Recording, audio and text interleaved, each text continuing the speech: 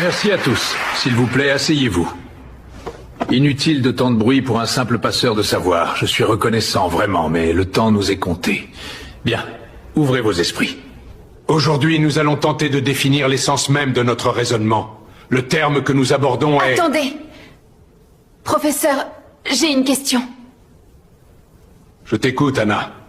Parle sans crainte. C'est quoi votre rôle à la fin? Pardon? À quoi ça sert tout ça? Vous, les philosophes, vous passez votre temps à critiquer, à calomnier, à rabaisser tout ce qui existe sans jamais rien proposer de concret. Karl Marx l'a dit. Les philosophes n'ont fait qu'interpréter le monde de diverses manières. Ce qui importe, c'est de le transformer. Regardez dehors, la pauvreté, la maladie, le manque de logement. Vos beaux discours sur la justice ne construisent pas d'hôpitaux. Vous ne soignez personne. Alors je vous le demande, quel est votre rôle, à part semer le doute et la confusion? Une question brutale, mais légitime. Tu as raison, Anna. Je n'ai jamais posé une seule brique d'un hôpital. Mais dis-moi, sur quel sol bâtirais-tu cet hôpital? Sur le sable mouvant de l'arbitraire? Sous la loi du plus fort? Si tu peux te lever aujourd'hui et me critiquer sans risquer ta vie, ce n'est pas grâce à un maçon ou un ingénieur. L'abolition de l'esclavage, les droits de l'homme, ce sont des fruits philosophiques. Comme disait Saint-Just, le bonheur est une idée neuve en Europe.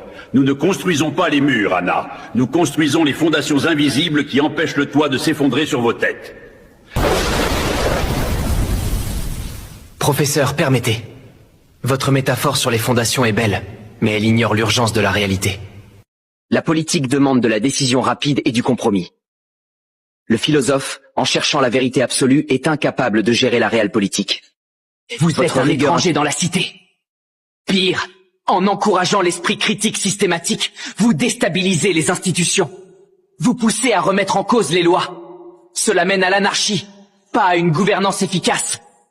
L'esprit critique est-il un danger, Kaito? Il est en réalité la seule protection contre la propagande et le populisme. La philosophie apprend à ne pas être un mouton. Regardez Hannah Arendt. Elle a analysé le totalitarisme pour empêcher que l'histoire ne se répète. Saper et Aude, ose savoir. C'est joli, très poétique. Mais le monde a besoin de changements réels, pas de leçons d'histoire sentimentale.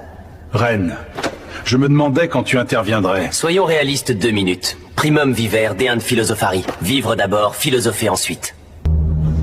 Dans notre société, professeur, votre matière est improductive. Elle ne génère aucun brevet.